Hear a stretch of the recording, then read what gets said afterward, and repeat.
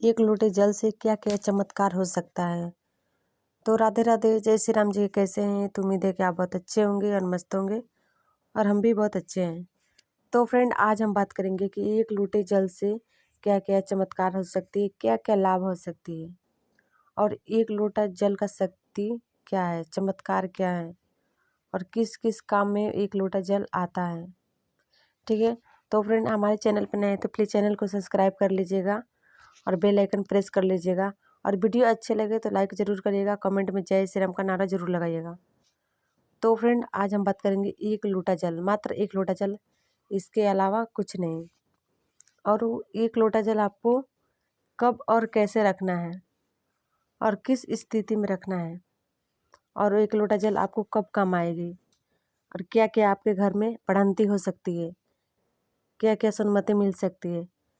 तो फ्रेंड, आपको क्या करना है, प्रतिदिन अगर जैसे सुबह में पूजा करते हैं तो अपने मंदिर में, घर के मंदिर होती है, उसमें आप एक लोटा जल रखते हैं और दूसरे दिन सुबह में उसको हटाते हैं और प्लांट में डाल देते हैं, मतलब फूल वगैरह में, गमले वगैरह में आप डाल देते हैं।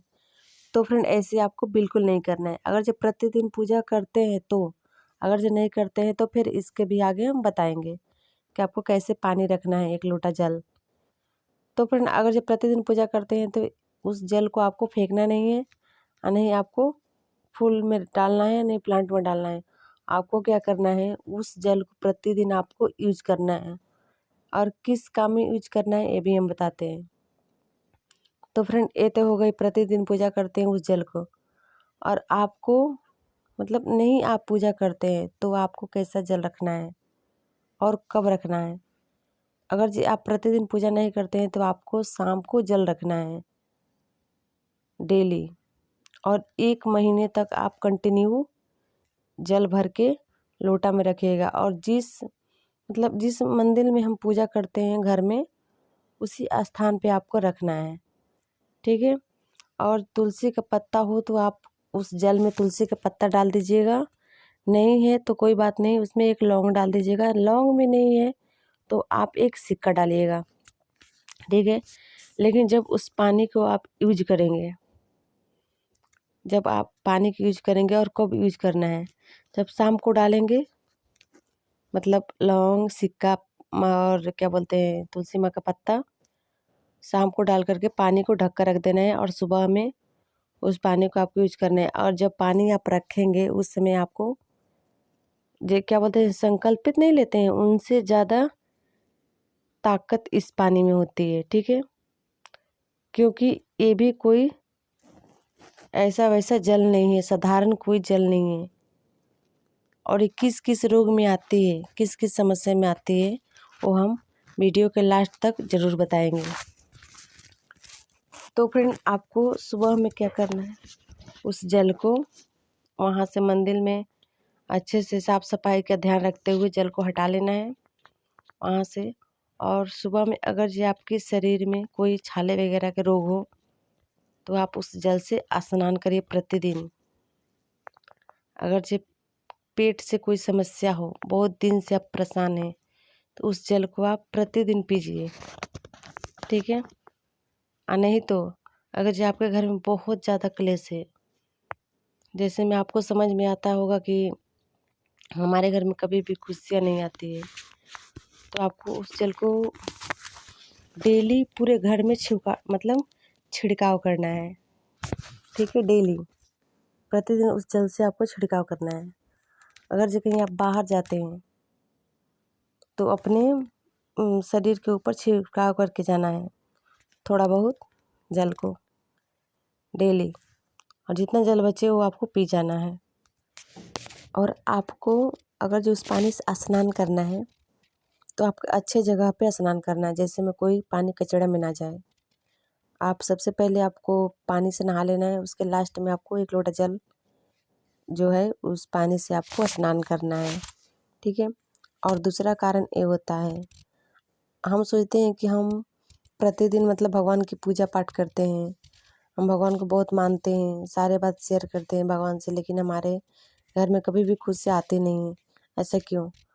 तो फ्रेंड, एक इसका कारण होता है कि जब हम पूजा पाठ करते हैं तो हम ये सोचते हैं कि हमारे भगवान तक पहुंच रही है, हमारे इष्ट देवी देवता तक पहुंच रही है, लेकिन वो नहीं पहुंचती है। क्यों नहीं पहुंचती है? वो पूजा किसी और नेगेटिव ऊर्जा के पास पहुंच जाती है और वही अपना ताकत और बढ़ा लेता है उसी पूजा पाठ से। ठीक है, और हमारे घर में कलेश और ज़्यादा होने लगती है। ठीक है, इसका कारण होता है, तो इसका कारण हम अगले वीडियो में बताएंगे कि आपको कैसे पूजा पाठ करना है, तो आपके घर में वो भी कलेश ख़त्म हो जाएगा।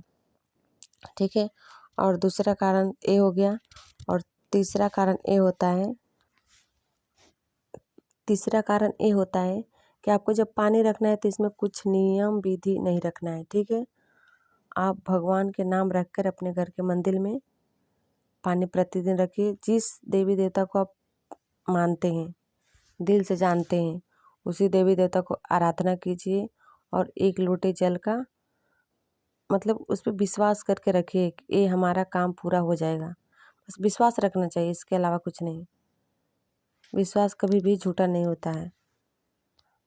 तो उस जल को वहीं पर रख करके आप उसके पास प्रतिदिन यूज कीजिए। तीसरा कारण ये हो गया, इसमें कुछ नियम नहीं रखना, बस नहा धो अगर शाम को अगर नहीं नहाते हैं तो वस्त्र बदल लीजिए, एक लोटा जल भर दीजिए और स्थान पर रख दीजिए और उस जल को सुबह में आपको यूज करना है। ठीक है, इस जल को इतना ताकत होता है, इतना ताकत होता है कि आप करेंगे तो आपको खुद पता चल जाएगा कि इस जल में कितना ताकत है। और चौथा कारण ये होता है, जब हमारे घर में पितृ दोष लगती है ना, जब हम अपने पितरों को पूजा पाठ नहीं करते हैं, पूजा नहीं देते हैं, तो हमारे घर में सन्मति कभी नहीं मिलती है, कभी भी कलेश बना रहता है। कोई भी काम करने जाएंगे तो वो बिगड़ेगा, बनेगा नहीं, क्योंकि हमारे घर में पितृ दोष लगा हुआ है। तो फ्रेंड, इस पे एक वीडियो हम बना चुके हैं, आप उस वीडियो को जाकर के पूरा देखिएगा कि कैसे हम अपने पितृ दोष को मना सकते हैं। ठीक है, और चौथा बात फ्रेंड ये है कि अगर जो आप हनुमान जी की प्रतिदिन पूजा करते हैं, हनुमान चालीसा का पाठ करते हैं, प्रतिदिन पढ़ते हैं, तो आपके घर में कभी भी नेगेटिव ऊर्जा आएगी नहीं। क्योंकि जहाँ राम जी हैं वहाँ हनुमान जी हैं, जहाँ हनुमान जी हैं वहाँ राम जी हैं। बिना हनुमान जी की मतलब मर्जी से कोई भी नेगेटिव ऊर्जा अंदर नहीं आती है। हनुमान चालीसा में लिखा है, अगर आप लोग पढ़ते होंगे तो आप लोग को याद होगा, राम दुलारे तुम रखवारे होते न आज्ञा बिनु पसारे। बिना हनुमान की आज्ञा से कोई भी अंदर नहीं जाता है।